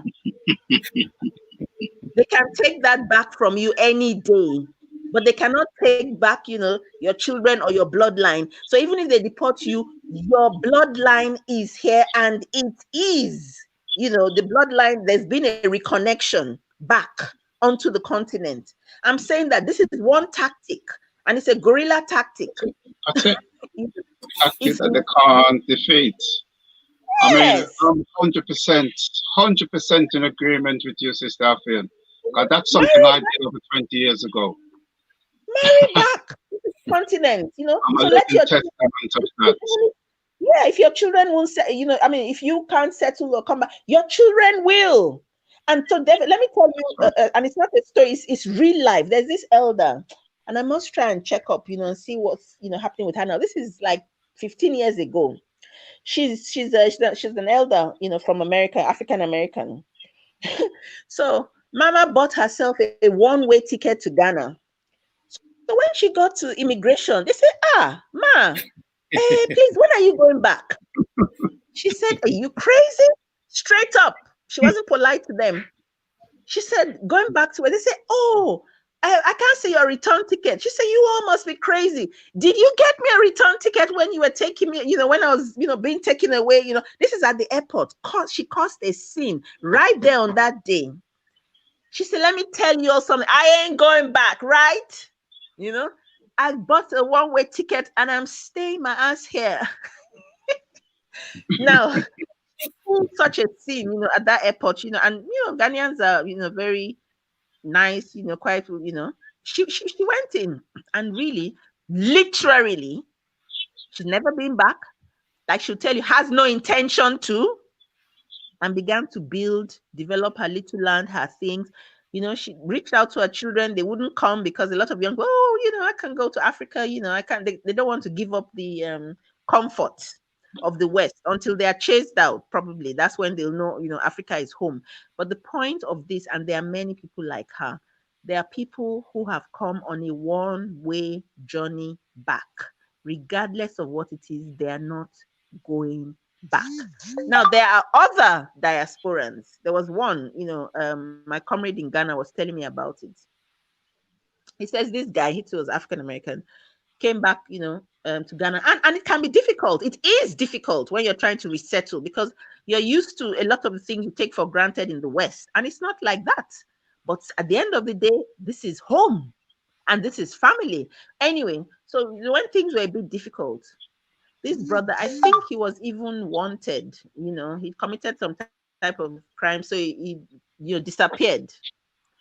Do you know that even though he knew there was a warrant out for his arrest, he said, man, I'd rather go back, because at least, I know what I can get in America. So he did go back. And of course, they were waiting for him at the airport. So he went straight from the airport, back into jail. But it's a choice that he made. Looks like I'm joking, but I'm not. I'm just telling you how crazy some people are, So there are all these options, but I know it's easier said than done, But there are also a lot of people like, Mama Ima Kuz of One Africa in Ghana, who with her husband many years ago, they came out, and they have no intention of going back. So her husband has passed, so he is buried in Ghana, and she's clear, they're not going back. So they use their little pension money and, their little money, which, little money, transmits into a lot on the continent. A lot as in certainly much more, and they're able to do things. But I'm saying it's about the spirit. It's about the spirit. You see? So, these people must have their own solutions and not wait. If they decided to wait for the government to ratify this or ratify that, they would never be home. But now they're home and their spirits are at home, So, yeah, I'll leave it now. Yeah, there's another point I just want to bring up before we run. And it said the problem of the diaspora return is linked to the problem of free trade, governments interfering with free choice of individuals. Well, I don't want to try to deal with that, but I think the earlier point about dealing with states and not being able to deal with non-states coming from the AU matters. The truth is that Africans in the West are sometimes in states that are manifestly African, and sometimes we are in states that are not. So if continental Africa is serious about us, it needs to understand that it's dealing with communities, African diaspora communities that are differently constituted depending on where they're located juridically, legally, which countries they're in. Haiti was mentioned. Haiti is, whatever the character of its government, is an African place. The same is true of Jamaica. It's an African place. And to some extent, the African Union has relations with those states through CARICOM and so on. I once organized or helped to organize a conference in Jamaica, something like 2005, when South Africa provided money for a discussion in which the AU was one party, the South African government was another party, and Jamaica was organizing this event on behalf of CARICOM. So relations are already happening at that kind of state level. What the states are doing with it is another matter. But crucially, the AU is not entitled to say that if you are not in a recognizably African state, we can't deal with you, because as our sister Affiong has just said, we're talking ancestral rather than juridical issues, and it matters that that is recognized at every stage. Okay, fast running. We've got about 5 minutes left. So in that time, Brother says you brought up something when we were touching this topic first about the Arabs would not want to see. I think I'm right. They would not want to see a mass return of Africans from the diaspora, and they would kind of try to muddy the waters where that's concerned. Could you just expand on that? I don't think it was me who said that, and I think it was Sister Affiong, and she may have a point about North Africans having a different attitude to who constitutes Africa than Africans further south.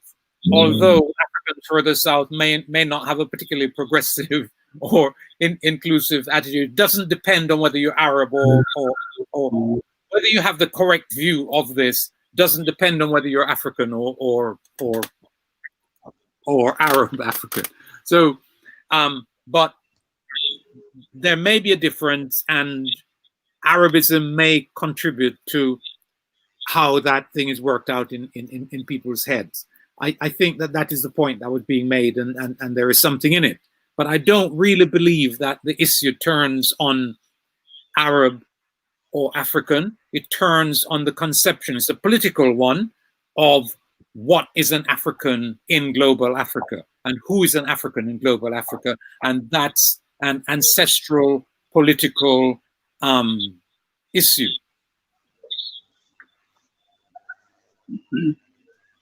I don't know, Sister Affiong?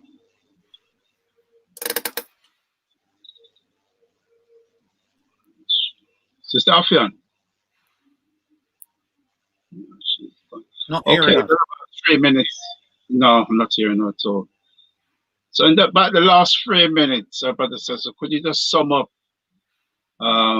today, especially it started off looking at the OAU, and as I said before, to me, Nkrumah was so heavily influenced by Garvey.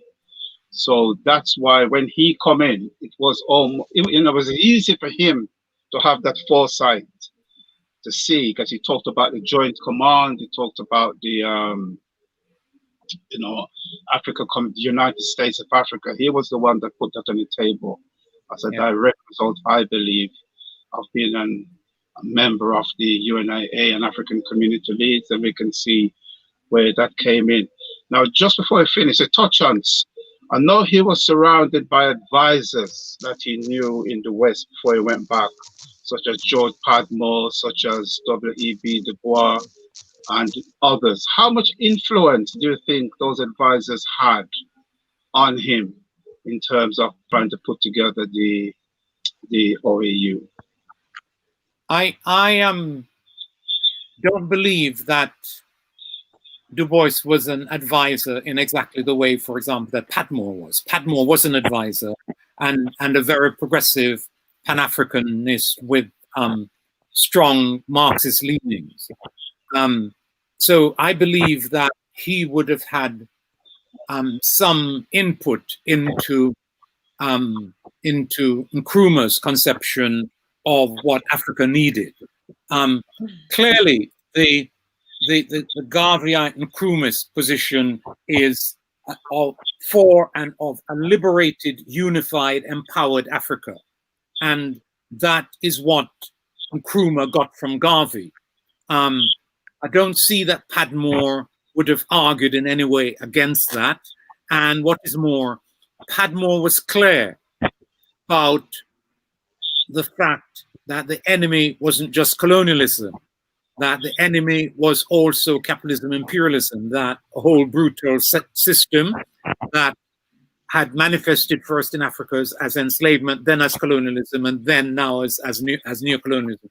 Padmore was clear about those issues. And so I think that generally Padmore's ideas would have meshed easily with the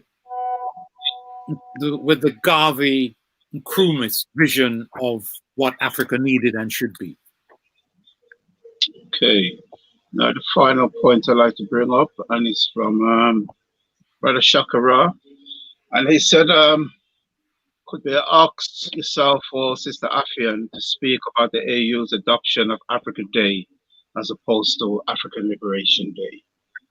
Since we're running out of time, Afian, please speak first, and then we see how we do with time. Sister Afian? Is she hearing? No. Because if she isn't hearing, and that's they the obviously, you know, are more comfortable with, you know, please speak. Yes. The Africa Liberation Day, you know, still means that the question of liberation is still on the table, is still outstanding, is still a question, is still an issue, is still something, you know, that is, you know, that has not yet, you know, been achieved. We're not yet uhuru, so to speak. And so that's deliberate, you know, and of course that would align directly with what the OAU, you know, stood for, which effectively is still where the AU is at, but it's just rebranded itself, you know, it's changed its color and maintained its essence.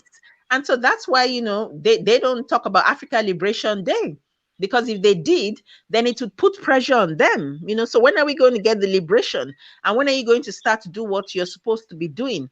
And so it's very important, you know, that all serious and genuine Pan-Africanists all over the world, you know, continue to maintain the real name and the essence of that day as Africa Liberation Day. That yes, we fought, you know, a battle and defeated colonialism, because we did, and it's important to recognize, you know, successes, but that there is also an outstanding struggle to be waged against neocolonialism, you know, and that's where Africa Liberation Day continues to be relevant, you know, that we celebrate our victories, but we also continue to look up to and organize, you know, towards our, you know, upcoming, you know, successes. So that's how, you know, I see this question of Africa Liberation Day vis-a-vis Africa Day.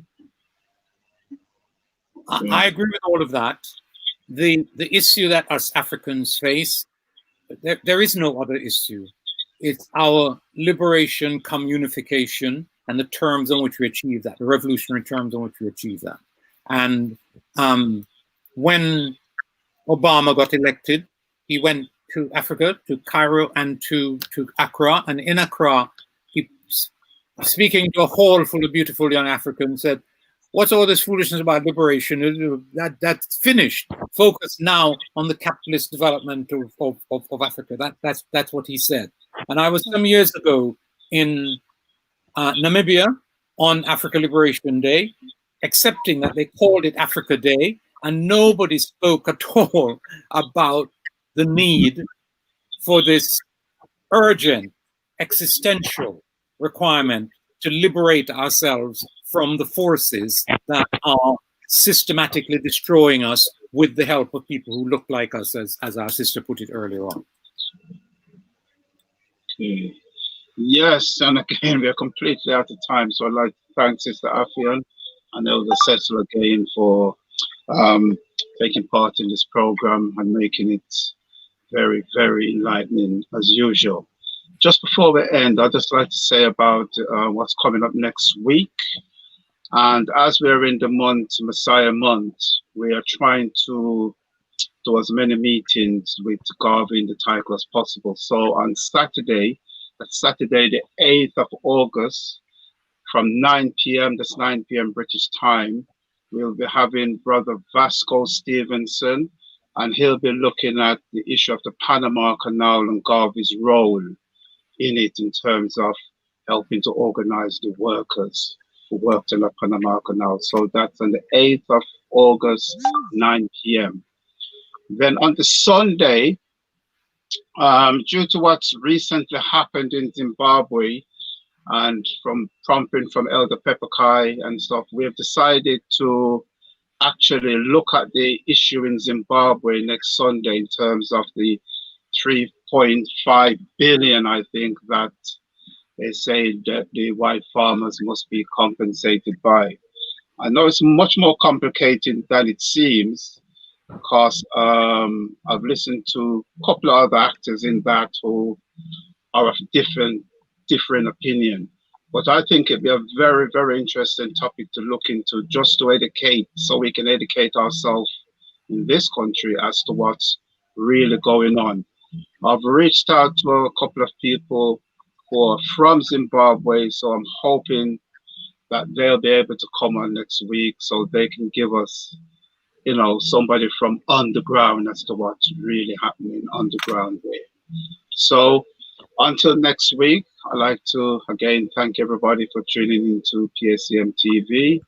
So I'd like to bid everybody say Kwaheri, and until next Sunday. So thanks again, Sister Afian and Elder Cecil. So until next Sunday, I now sign out. So Kwaheri. Good.